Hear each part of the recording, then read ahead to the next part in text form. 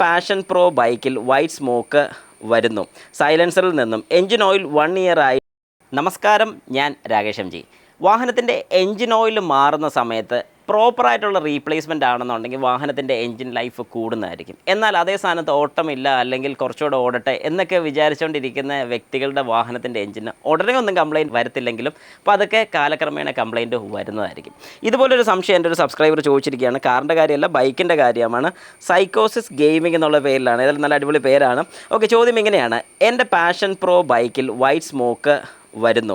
സൈലൻസറിൽ നിന്നും engine oil 1 year ആയിട്ടുള്ളൂ മാറ്റിയിട്ട്. പിന്നെ കൊറോണ ടൈമിൽ വണ്ടിക്ക് ഓട്ടം കുറവായിരുന്നു. എൻജിൻ ഓയിൽ മാറ്റാത്തത് കൊണ്ടാണോ സ്മോക്ക് വരുന്നത്? Can you tell?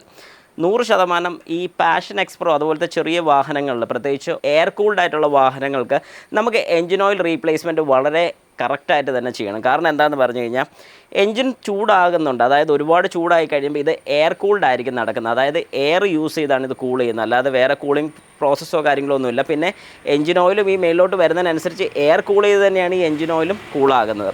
അപ്പോൾ ശരിക്കും ഇതിനകത്ത് വരുന്നതെന്ന് പറഞ്ഞാൽ, ഓയിൽ കറക്റ്റ് ടൈമിന് റീപ്ലേസ് ചെയ്തില്ലെന്നുണ്ടെങ്കിൽ ഉറപ്പായിട്ടും ഈ വാഹനങ്ങൾക്ക് തേയ്മാനം വളരെ കൂടും. അതായത് വർഷത്തിൽ ഒന്നല്ല മാറേണ്ട, ഒരു 6 മാസം കൂടുന്തോറും നിങ്ങൾ എൻജിൻ ഓയിൽ റീപ്ലേസ് ചെയ്ത് ഉറപ്പായിട്ടും വിട്ടോണം. പ്രത്യേകിച്ച് പാഷൻ പ്രോ വാഹനങ്ങൾക്ക് 6000 കിലോമീറ്ററാണ് ഓയിൽ ചേഞ്ചിൻ്റെ ടൈം പറയുന്നത്. അതായത് 6000 കിലോമീറ്റർ, അല്ലാതെ 10,000 ഒന്നുമല്ല, 6000 കിലോമീറ്ററാണ്. പക്ഷേ ഓട്ടം കുറവുള്ള വാഹനങ്ങൾക്ക് പറ്റുമെന്നുണ്ടെങ്കിൽ നിങ്ങൾക്ക് ഏറ്റവും നല്ലത് ഒരു 3000 ഒക്കെ ആകുമ്പോൾ തന്നെ മാറ്റി വിടുന്നതാണ് ഏറ്റവും നല്ലത്. അല്ലെങ്കിൽ ഒരു 6 മന്ത്സ് കൂടുമ്പോഴത്തേക്ക് ഉറപ്പായിട്ട് നിങ്ങൾ ആ എൻജിൻ ഓയിൽ റീപ്ലേസ് ചെയ്തിരിക്കണം. കാരണം എന്താണെന്ന് പറഞ്ഞാൽ, നമുക്ക് ഓട്ടോ ഇല്ലാത്ത വാഹനങ്ങളാണല്ലോ ഇടയ്ക്ക് നമ്മൾ ഓടുന്നുണ്ടായിരിക്കും. ആ ഓടുന്ന ടൈം പീരീഡ് ചിലപ്പം നല്ല രീതിക്കായിരിക്കും. അതായത് ഏകദേശം ഒരു 10, 30, 40 കിലോമീറ്ററൊക്കെ ഓടുമായിരിക്കും. അങ്ങനെ ഓടുന്ന സമയത്ത് ഈ പറയുന്ന പോലെ എൻജിൻ നന്നായിട്ട് ഹീറ്റാകും. ഈ ഹീറ്റാകുന്നത് എൻജിൻ നമ്മുടെ എയർ യൂസ് ചെയ്ത് തന്നെയാണ് കൂൾ ചെയ്യുന്നത് ഞാൻ പറഞ്ഞു. പക്ഷേ അറ്റ്മോസ്ഫിയറിലെ എയർ ഭയങ്കര ചൂടാണെന്നുണ്ടെങ്കിൽ നമുക്ക് അതിനകത്ത് മനസ്സിലാക്കാൻ പറ്റുന്നൊരു കാര്യം എന്ന് പറഞ്ഞാൽ, ഒരുപാട് ഹീറ്റ് ഡിസിപ്പേറ്റ് ആകത്തില്ല, അല്ലെങ്കിൽ ഹീറ്റ് ഒരുപാട് പോകത്തില്ല. അങ്ങനെ പോകാതെ വരുമ്പോഴും എൻജിൻ ഓയിൽ പെട്ടെന്ന് പ്രോപ്പർട്ടി നഷ്ടപ്പെടും, അല്ലെങ്കിൽ കറക്കുകയൊക്കെ ചെയ്യും.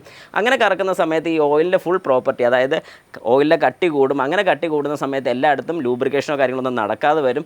അങ്ങനെ ലൂബ്രിക്കേഷൻ നടക്കാതെ വരുന്ന സമയത്ത് പതുക്കെ തേയ്മാനം ഉണ്ടാകും. ഇങ്ങനെ തേയ്മാനം ഉണ്ടാകുന്ന സമയത്ത് അവിടെ ഓയിലൊക്കെ കയറി കത്താനുള്ള ചാൻസസ് കൂടും. അങ്ങനെയാണ് ഏറ്റവും കൂടുതൽ വെള്ളപ്പുക നമ്മുടെ വാഹനത്തിൻ്റെ ബൈക്കുകളൊക്കെ വരാൻ കാരണമാകുന്നത്. അതുകൊണ്ട് നിങ്ങൾ ഉറപ്പായിട്ടും നിങ്ങളുടെ വാഹനത്തിൻ്റെ എൻജിൻ ഓയിലൊക്കെ പീരിയഡിൽ തന്നെ മാറുകയാണെങ്കിൽ, കറക്റ്റായിട്ട് അതിൻ്റെ ടൈംലി പീരിയഡിൽ മാറുകയാണെങ്കിൽ ഒരു പ്രശ്നവും നമ്മുടെ വാഹനത്തിൻ്റെ എൻജിന് വരുന്നതായിരിക്കത്തില്ല.